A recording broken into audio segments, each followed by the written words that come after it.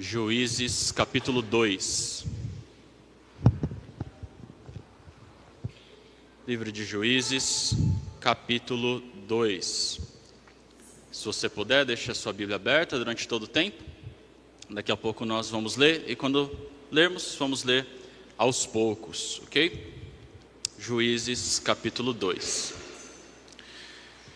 Se você costuma usar redes sociais, provavelmente você já viu a hashtag TBT. E possivelmente você já postou um TBT. Mas se você não usa redes sociais, nunca viu isso, essa é uma abreviação de uma expressão inglesa que está aí, ou em inglês, que indica que a pessoa está recordando algo que já faz algum tempo que aconteceu. Então a postagem pode ser de hoje, mas aquilo que está ali aconteceu ou alguns dias atrás ou até mesmo há muito tempo atrás. E as pessoas usam essa sigla justamente para publicar algo que relembre momentos marcantes, momentos especiais do passado. E a tradução dessa expressão em inglês, que está projetada aí, é quinta-feira do regresso. Porque a ideia é que essas postagens de recordação fossem feitas sempre às quintas-feiras. Então, irmão, se você tem postado o TBT em outro dia da semana, arrependa-se.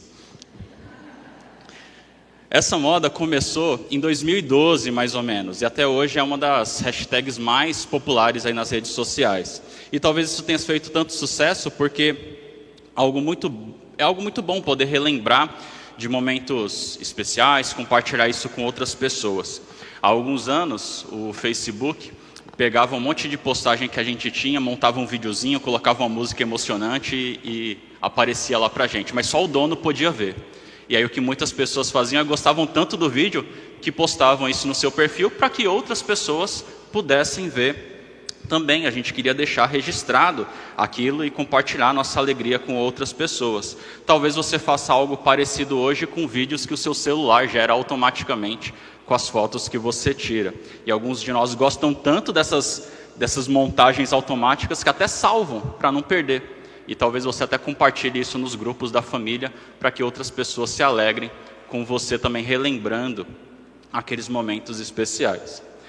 Agora, pode ser que você não use tanto redes sociais, nunca tenha postado um TBT ou visto as recordações automáticas que o seu celular faz, mas é possível que você concorde comigo que uma das grandes alegrias da vida é a gente poder sentar em torno de uma mesa com amigos, com pessoas queridas, comermos juntos e relembrar histórias que nós vivemos juntos, né, no passado, histórias que nos marcaram. Isso não é algo bom? Não é algo especial? Se você tem uma oportunidade como essa de vez em quando, você sabe que momentos assim podem ser bem engraçados. Sempre tem aquela pessoa do grupo que lembra as mancadas que o outro deu. Alguns de nós, inclusive, riem de si mesmos, relembrando momentos constrangedores. Esses momentos são bem especiais. Às vezes são momentos emocionantes também. Porque a nossa história, além de estar cheia de momentos engraçados, momentos de alegria, também tem momentos de lutas, momentos de superação, de tristezas, de perda, de dor, de frustração. Alguns desses momentos são agradáveis de relembrar porque nos fazem rir. Outros são agradáveis porque nos fazem agradecer a Deus, nos fortalecem, ou nos trazem aquele senso de conquista, né? Aquele senso de conquista pessoal. Isso é muito bom.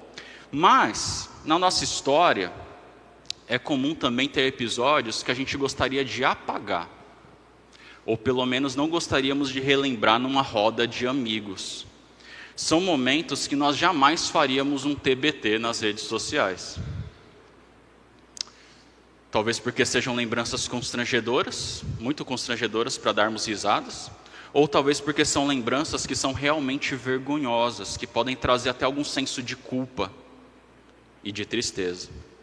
São lembranças que dificilmente a gente compartilharia com alguém, porque se nós fizéssemos isso numa reunião de amigos, aquele clima de alegria ia acabar. Por isso essas partes da nossa história não são um tipo de coisa que a gente quer deixar registrado num perfil de rede social para todo mundo ver. É muito mais conveniente, muito mais agradável registrar momentos bons, que trazem alegria, esperança, gratidão. É por isso que a grande maioria dos perfis, as pessoas estão sempre felizes, desfrutando de momentos bons, compartilhando suas vitórias, suas conquistas, seus amigos, suas viagens. Isso não significa que essas pessoas não têm dias ruins, que tudo seja perfeito na vida delas. É que não é comum querer deixar registrado momentos ruins. Pensando nisso, se as redes sociais já existissem nos dias de Israel, dificilmente nós veríamos um TBT do período dos Juízes. Porque o livro dos Juízes apresenta a história de Israel num dos momentos que pode ser considerado os mais vergonhosos e desastrosos de todo o Antigo Testamento. Esse não é um tipo de livro que começa apresentando um problema e a gente vai vendo as coisas se resolvendo até chegar num final feliz. Não, o livro começa mal e termina pior.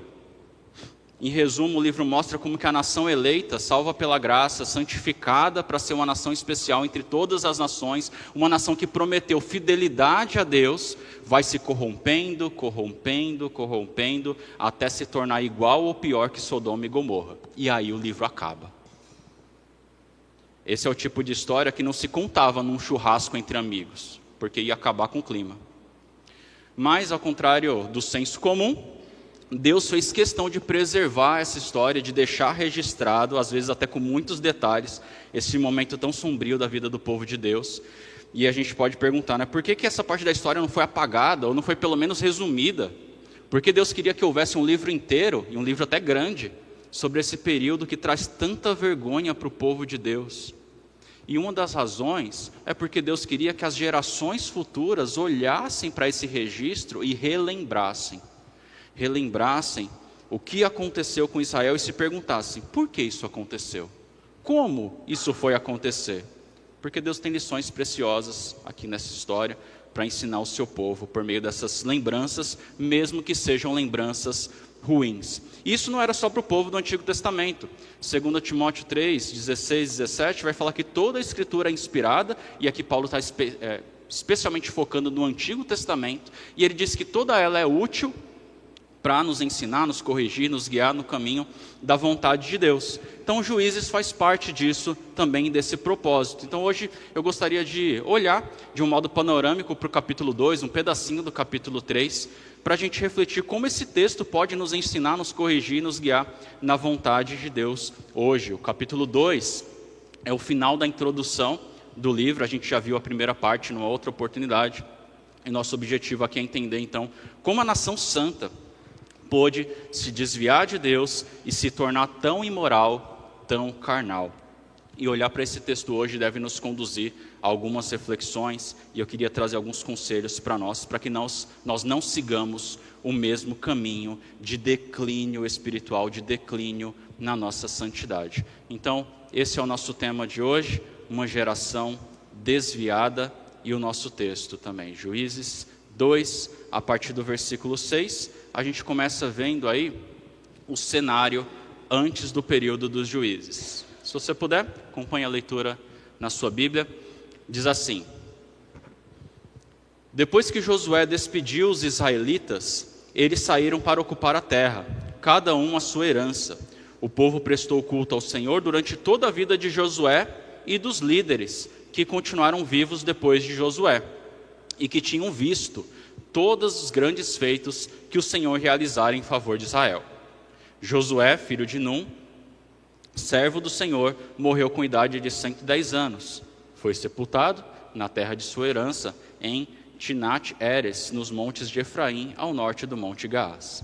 Bom, aqui diz que havia um líder, que era Josué, e repare que havia outros líderes também. Aqui na minha versão aparece a tradução líderes. Talvez se você tem uma versão mais clássica, vai aparecer a palavra anciãos aí.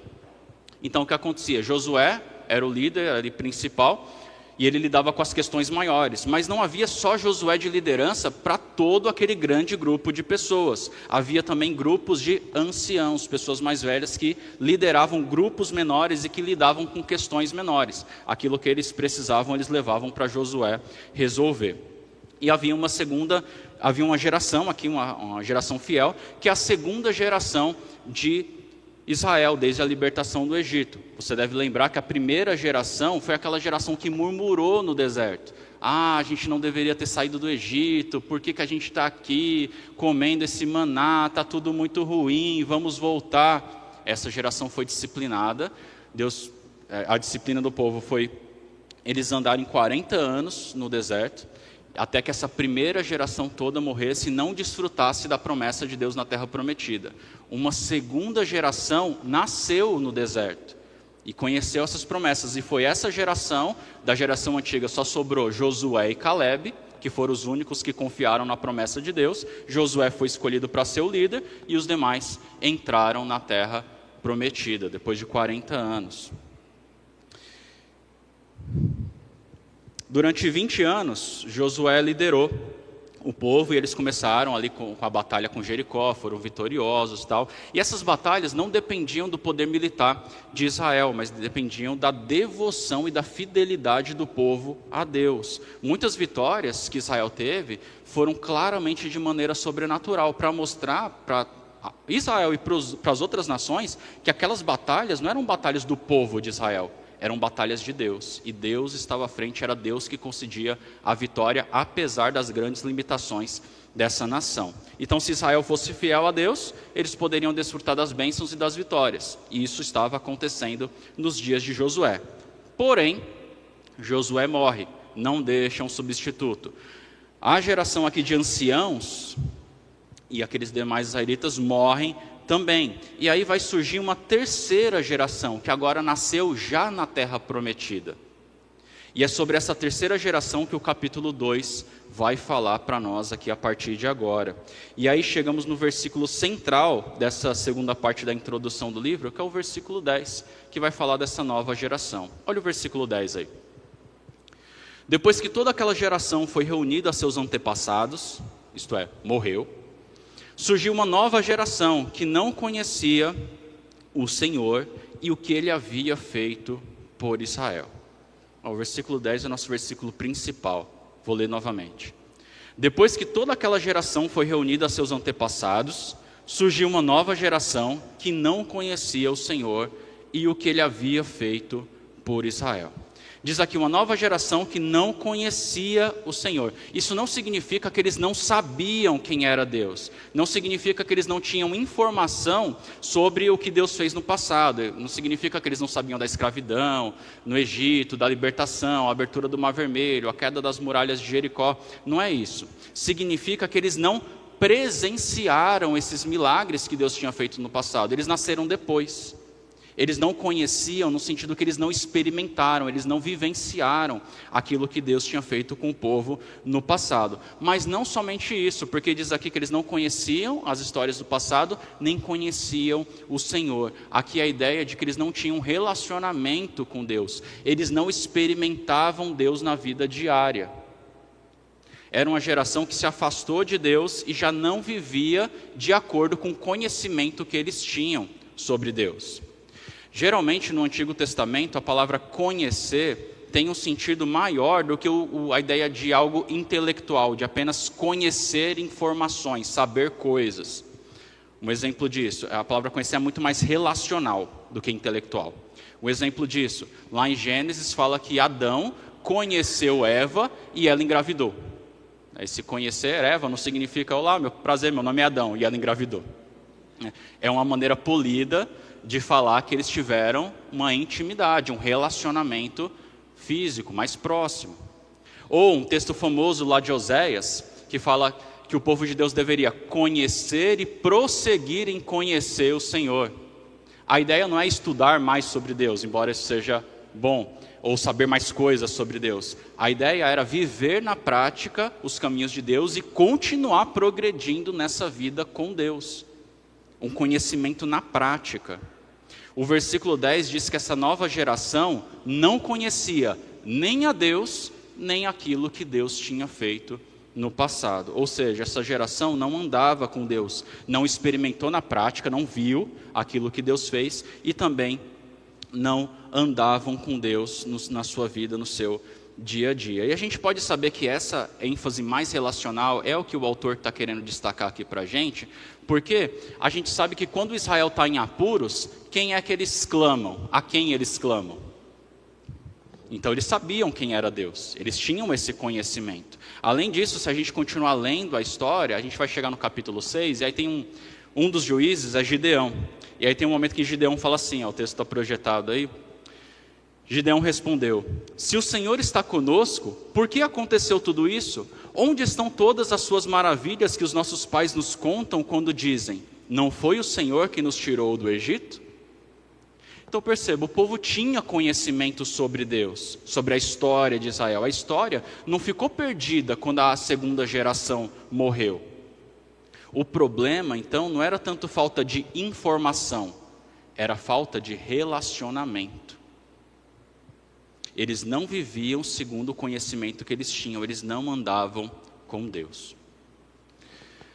Deixa eu dar um exemplo que eu acho que pode ajudar a gente a entender essa ideia do conhecer. Tem uma história bem antiga que se conta por aí, de um menino pequeno que tinha um grande sonho. Ele queria muito conhecer o mar.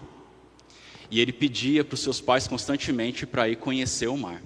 Um dia os seus pais decidem realizar esse sonho. Pegam o menino, dizem que vão levar ele até a praia. O menino fica muito empolgado, ele não vê a hora de chegar lá. Quando eles chegam, o menino desce do carro, sai correndo pela areia da praia, ele contempla aquela imensidão, ele fica feliz da vida, ele começa a pular e gritar: eu conheço o mar, eu conheço o mar. E aí, ao lado tinha, ali sentado, numa sombra de uma árvore, um velho marinheiro, aposentado, cansado já. E ele olha para aquele menino, ele dá um sorrisinho assim meio de lado de boca, e fala assim: eu também conheço o mar. Perceba, ambos disseram a mesma coisa. Eu conheço o mar.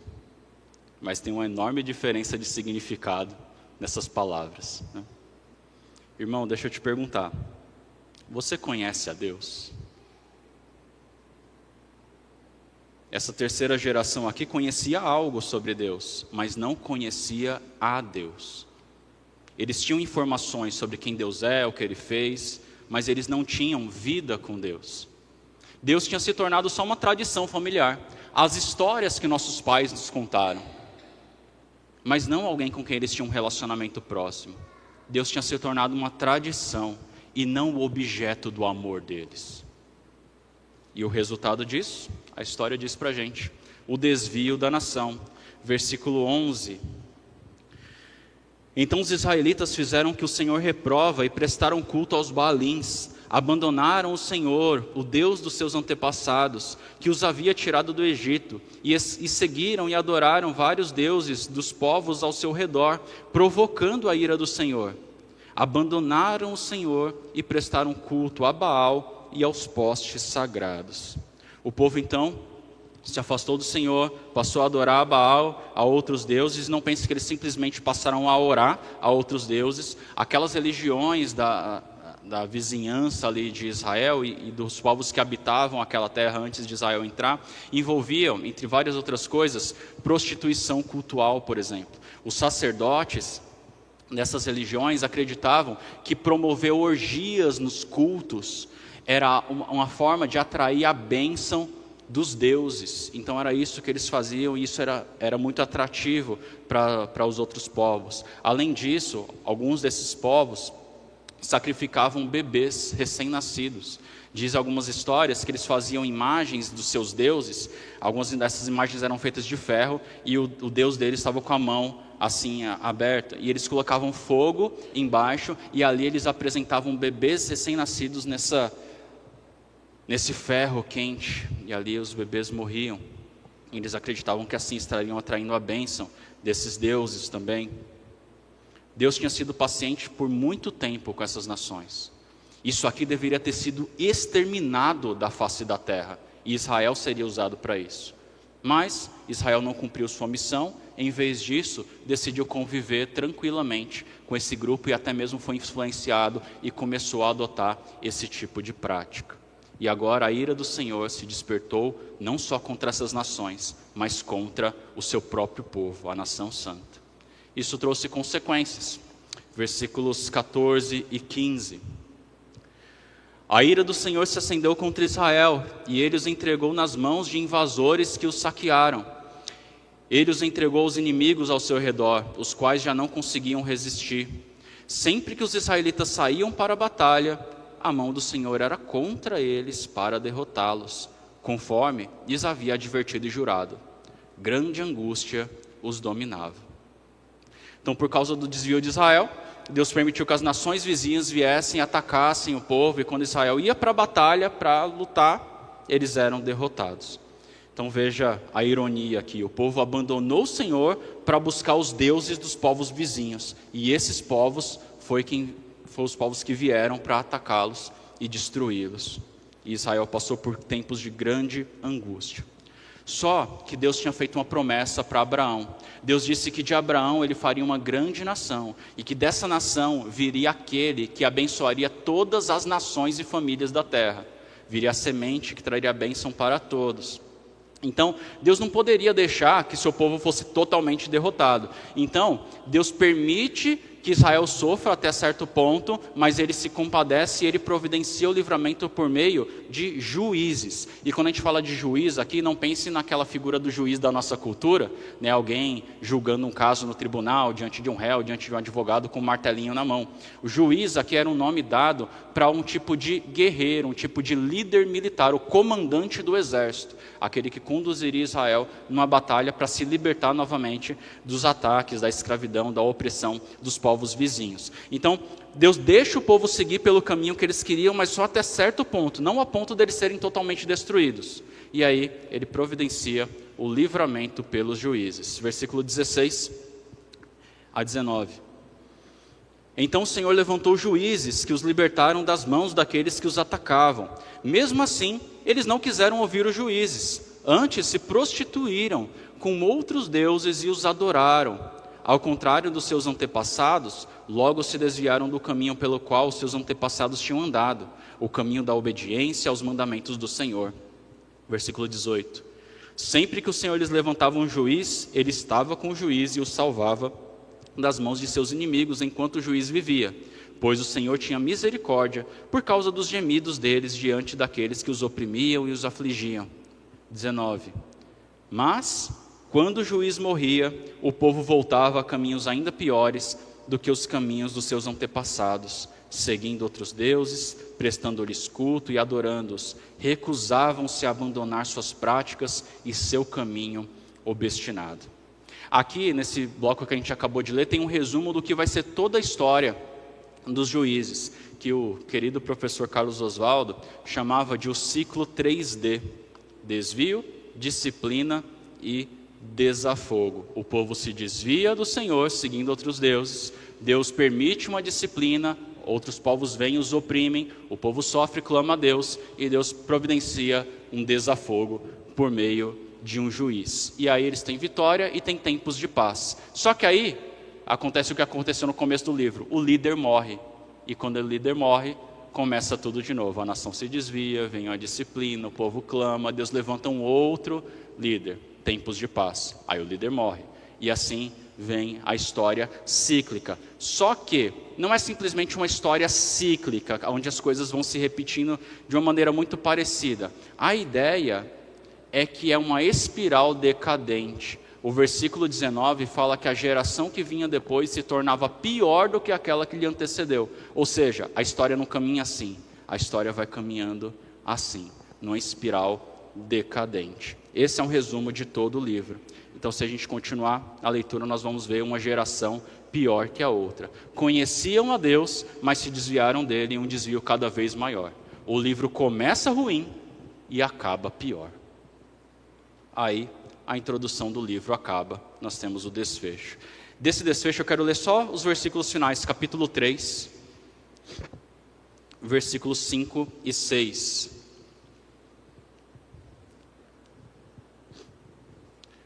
Os israelitas viviam entre os cananeus, os hititas, os amorreus, os ferezeus, os heveus e os jebuseus.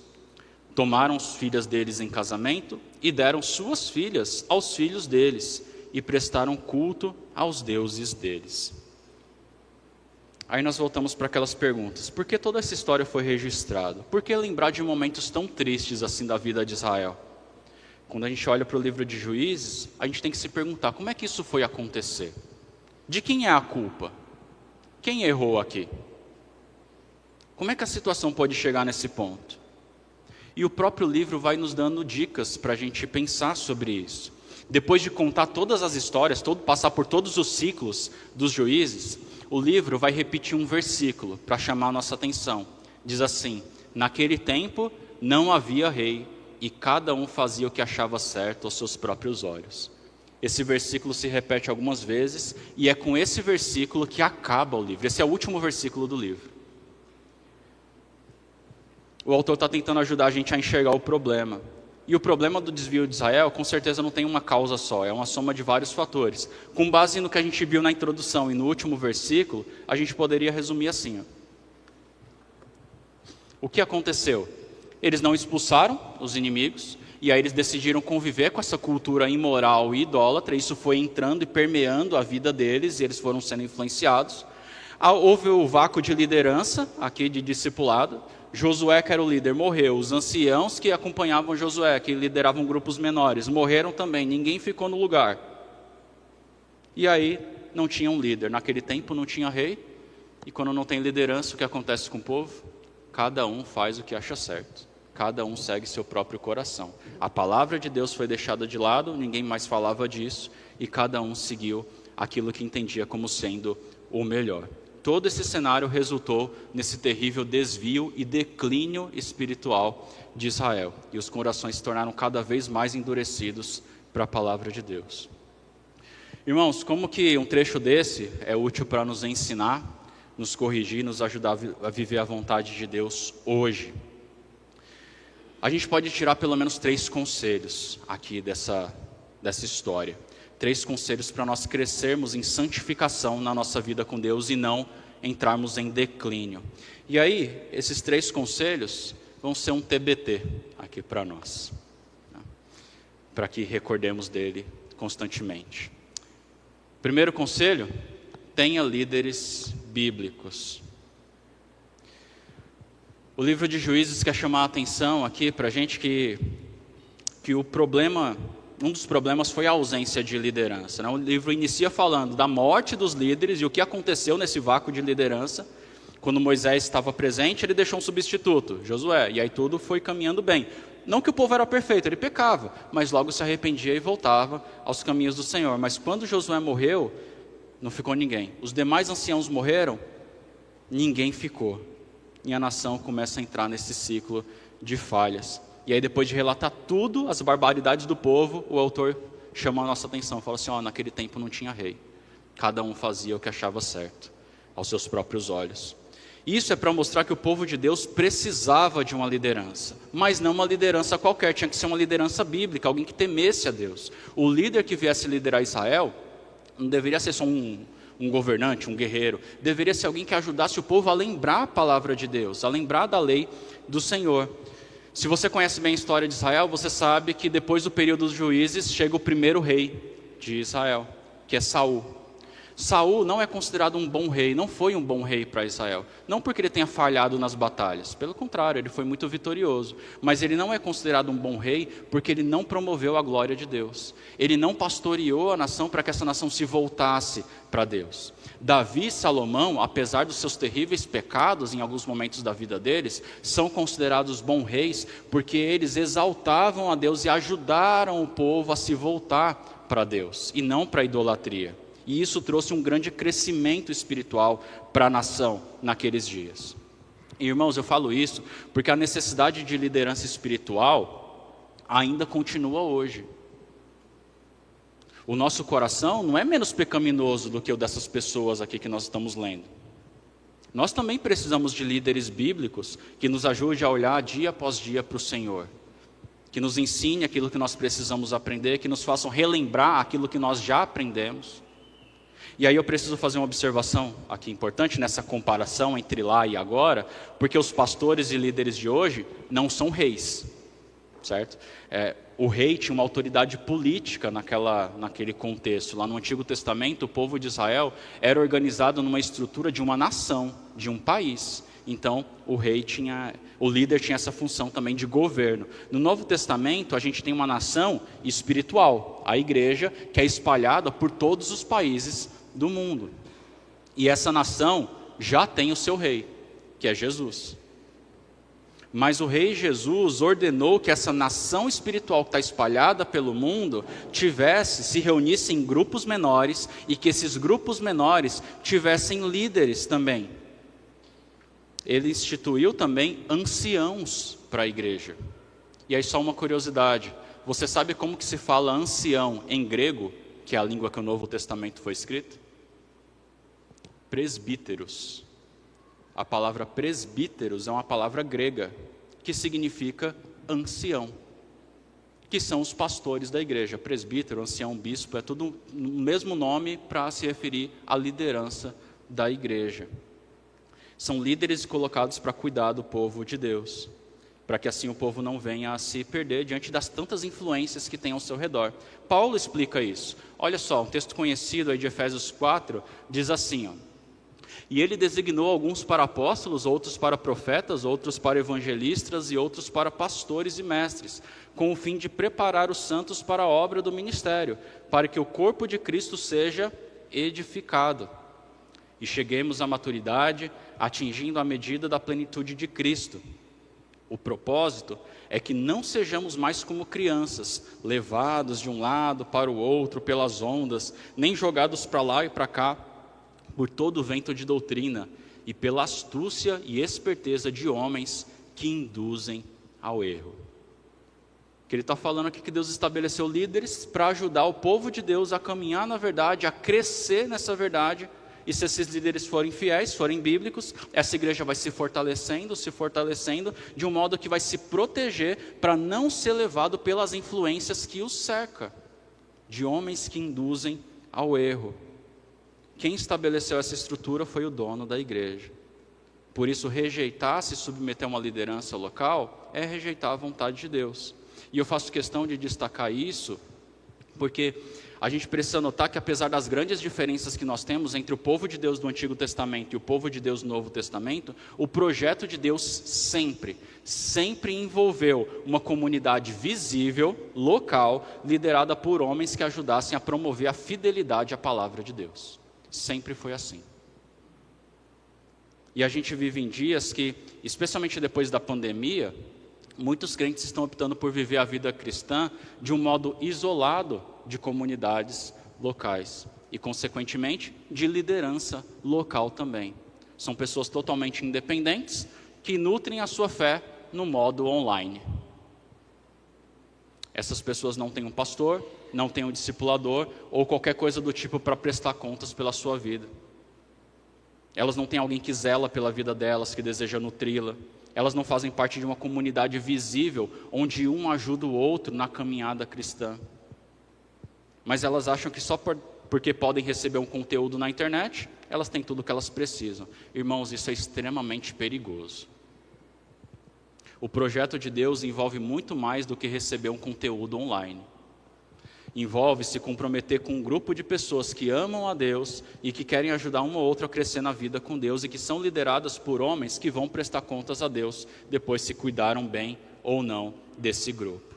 Por isso esse primeiro conselho: tenha líderes bíblicos. Nunca deixe de ser membro de uma igreja local. Se você é membro aqui e um dia for para outro lugar, não deixe de ser membro nesse outro local. Não deixe de ser membro de uma igreja local. Rejeitar a igreja local e uma liderança bíblica é rejeitar o plano de Deus para a sua vida. E quem fizer isso vai estar correndo um sério risco de se afastar pouco a pouco do relacionamento com Deus e acabar se desviando. Conhecerão sobre Deus, mas já não andarão com Ele. Até porque, como é possível andar com Cristo se nós rejeitarmos o corpo de Cristo, que é a igreja? E a liderança que Ele mesmo estabeleceu. E aí, sobre essa liderança, eu também preciso fazer uma observação importante, que eu não quero dar a impressão que os líderes da igreja são super-heróis que nunca falham, que nunca pecam, tá? Isso não é verdade. Pastores, presbíteros, os líderes da igreja são pecadores carentes da graça como qualquer outro irmão. Estão sujeitos às mesmas tentações, aos mesmos perigos. E também, até mesmo esses líderes, também têm a necessidade de serem liderados. Também têm a necessidade de líderes. E aí, deixa eu dar um exemplo disso. Você já percebeu que tanto no Antigo Testamento como no Novo Testamento, a liderança do povo de Deus é plural? Quando a Bíblia fala de pastores, presbíteros nas igrejas do Novo Testamento, nunca é um só, é um grupo. Por que isso? Porque até os líderes precisam de outros líderes caminhando com eles. O nosso coração é enganoso. Na hora que um está se desviando, tem o outro e fala assim, opa, vem para cá. E aí no dia seguinte é o outro que está se afastando, está com um pensamento errado, talvez mais carnal. Opa, vem para cá. É por isso que é muito comum que muitas igrejas formem grupos de liderança, onde eles discutem as coisas da igreja. Aquilo é conversado em grupo, e não uma pessoa só. Porque uma pessoa só, pensando tudo sozinha, caminhando sozinha, é extremamente perigoso. Até os líderes precisam caminhar com pessoas. Porque senão ele acaba seguindo o seu próprio coração, e o fim disso é sempre desastroso. Meu irmão, irmã, não caminhe sozinho. Não existe membresia online. Você não precisa viver a vida cristã sozinho, nem deve. Busque aprofundar seus relacionamentos. Se submetam à liderança bíblica, pessoas que vão te ajudar a ajustar o foco quando você estiver se desviando. Tema fazer da vida cristã uma carreira solo. Alguém que vive de modo independente está fadado ao declínio espiritual. Porque quem vive assim acaba sendo levado pelo seu próprio coração. E o resultado disso sempre é doloroso. Esse é o primeiro conselho. O segundo conselho, eu peço que você atente para isso, eu preciso atentar para isso todos os dias. É busque mais do que conhecimento e tradição religiosos. Irmãos, nosso objetivo ao estudarmos a Bíblia, ao aprendermos mais da palavra de Deus, não é simplesmente conhecer mais coisas sobre Deus, mas sim que esse conhecimento de alguma forma nos conduza a Ele em adoração, em louvor, em arrependimento, em um relacionamento com Deus. Se não for assim, nós estamos simplesmente nos tornando pessoas com mais informação ou pessoas mais religiosas, mas não pessoas mais santas, não pessoas necessariamente que amam mais a Deus, que andam com Ele. Deixa eu dar um exemplo disso. Vocês lembram daquela parábola que Jesus conta de 2 homens que subiram ao templo para orar? E aí ele fala, o primeiro homem era nascido em berço evangélico, os pais tinham sido fundadores de várias igrejas batistas, ele frequentou a EBD desde que ele era criança, ele dava o dízimo de tudo, ele jejuava 2 vezes na semana. E ele orava em voz alta dizendo assim, Senhor, muito obrigado, porque eu não sou como essas pessoas aqui. Mas tinha um segundo homem que estava lá orando também. Esse homem, coitado, não sabia nem achar Gênesis na Bíblia. Mas ele ouviu o Evangelho, ele ouviu que ele era um pecador que precisava de perdão, que precisava de graça. Ele acreditou nisso e ele entregou a sua vida ao Senhor. Ele abaixava a cabeça em sinal de humildade, não conseguia nem olhar para cima. E ele só conseguia orar, tem misericórdia de mim que eu sou um pecador. Jesus explica para os seus discípulos, esse segundo entendeu. Esse segundo tem um relacionamento com Deus de verdade. Agora, o homem religioso, o primeiro homem, não estava necessariamente mentindo. É bem provável que ele fazia tudo aquilo mesmo. Tudo aquilo que ele diz que ele faz. Mas o problema é que ele não tinha uma comunhão real com Deus. E a postura orgulhosa dele revelava isso. Ele tinha muito conhecimento, muita tradição. Mas esse conhecimento, essa tradição não transformou o coração dele para que ele andasse com Deus. Já o segundo homem não tinha tradição religiosa nenhuma. Mas ele entendeu quem era Deus, isso impactou a vida dele e mudou a forma como ele andava e se relacionava com Deus. Muitos crentes, especialmente aqueles que têm contato com a fé cristã desde cedo, talvez acham que são mais espirituais porque eles têm mais conhecimento do que aqueles que têm menos tradição religiosa. Aí mesmo tendo um conhecimento bom e verdadeiro, e até praticando coisas boas, eles esquecem que são pecadores, que precisam da graça de Deus para fazer qualquer coisa de bom. E essas pessoas acabam se tornando cada vez mais frias na sua caminhada com o Senhor, mais orgulhosas, conhecem sobre Deus, mas deixaram de conhecer a Deus. Substituem o andar com Deus por mera religiosidade. E acham que estão progredindo na vida cristã. Mas lembre, a terceira geração que a gente está vendo aqui de Israel tinha uma boa teologia. Eles sabiam das histórias do passado, mas esse conhecimento não moldou o coração deles. Será que você é um desses também, irmão? Será que você tem caminhado na mesma direção? A palavra de Deus ainda te encanta? ainda aquece seu coração? O Evangelho de Cristo ainda faz seus olhos brilharem? Você ainda consegue se ver como um pecador, necessitado da graça de Deus? Ou aos seus olhos você precisou de uma dose bem pequena da graça, porque os outros, olha como eles são? Será que tudo o que restou no seu coração são histórias e declarações teológicas que já não te levam mais em adoração ao Senhor? Como é que está a sua vida com Deus?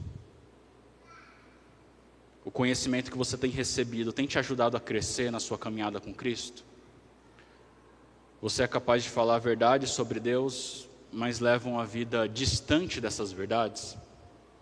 Em outras palavras, você conhece a Deus? Você anda com Deus?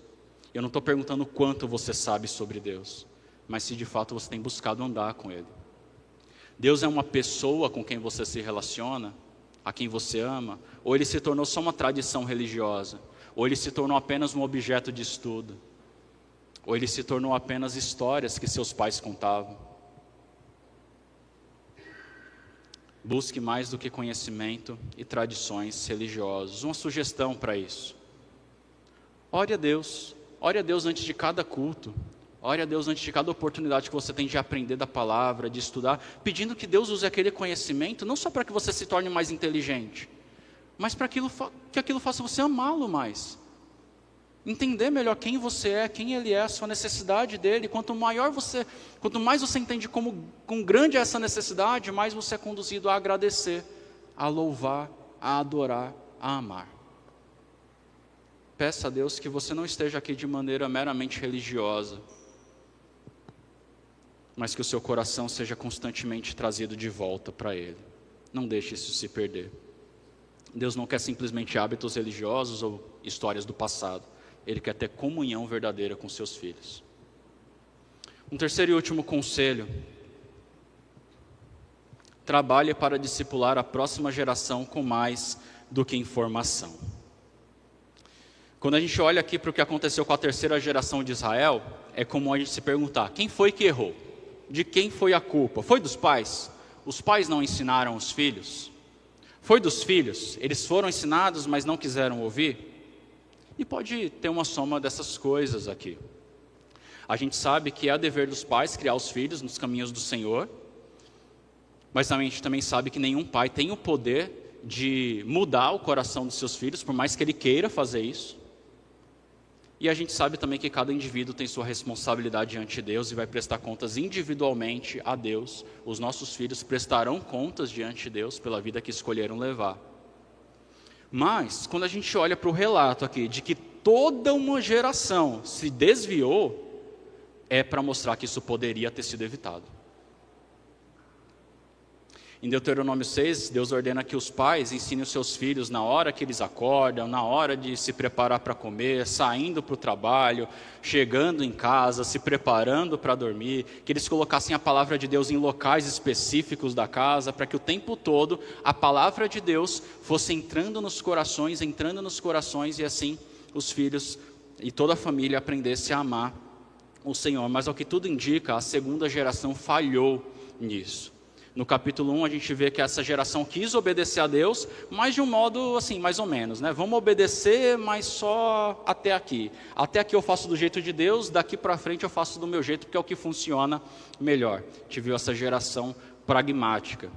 E aí as consequências vieram na geração seguinte. Uma geração que até conhecia as histórias do passado, mas não aprendeu a amar a Deus na prática. Até porque quando eles olhavam para os seus pais, eles viram pessoas que estavam dispostas a negociar a palavra de Deus. E aí, pensando nisso, eu queria falar especialmente para aqueles que são pais e mães aqui. Irmãos, todos nós que temos filhos, temos a responsabilidade de discipulá-los. Os líderes da igreja ajudam nisso, claro, mas a responsabilidade primária pelos nossos filhos é nossa como pais. E nos últimos domingos aqui nós fomos ensinados, encorajados a cumprir a nossa missão de fazer discípulos, que é a missão de todo crente, de todo discípulo de Cristo. E uma das formas que nós, pais, podemos cumprir essa missão é começando pelo nosso lar, discipulando os nossos filhos. E o discipulado bíblico não é só contar para os nossos filhos as histórias do passado, de Noé, de Sansão, de Jonas, mas é ensiná-los por meio dessas histórias que nossos filhos são maus, são pecadores e precisam do Evangelho. Mas Deus é bom, Deus é santo e Deus enviou Jesus para nos salvar. Nós não queremos que os nossos filhos simplesmente conheçam histórias bíblicas. Nós queremos que essas histórias os conduza a conhecer a Deus, a conhecer o Senhor. Tudo que foi escrito na palavra foi escrito para nos conduzir a Cristo. Esse é o alvo do discipulado, seja com quem for. Por isso, ajude seus filhos a ver a necessidade que eles têm de Jesus.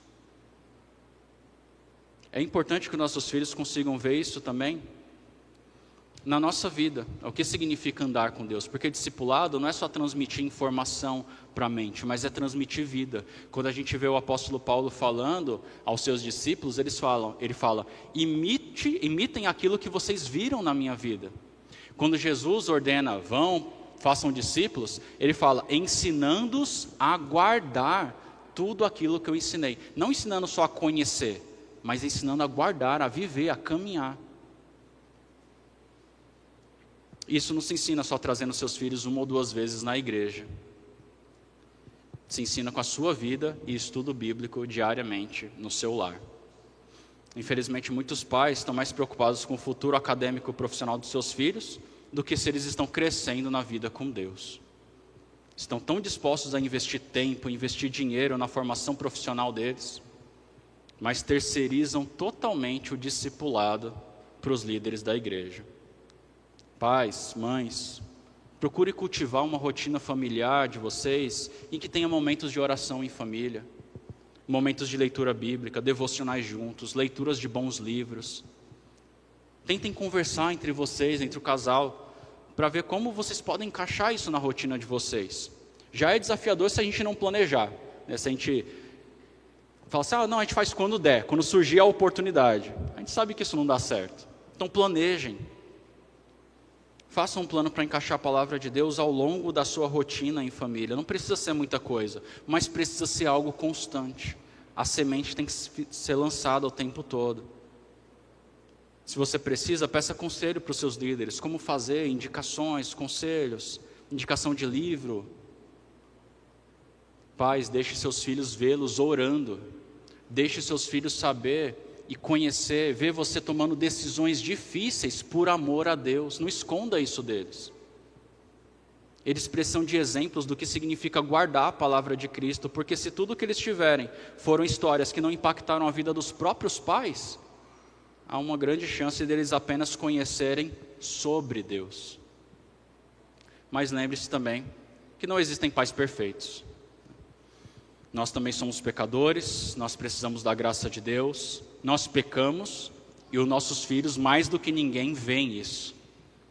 Constantemente eu oro pedindo a Deus para que eu mesmo não seja uma pedra de tropeço na vida de crescimento dos meus filhos com Cristo. Porque tem dias que a minha irritação, a minha forma dura de falar com eles, não amorosa, não graciosa, acaba atrapalhando as coisas. A gente também está em fase de crescimento, né?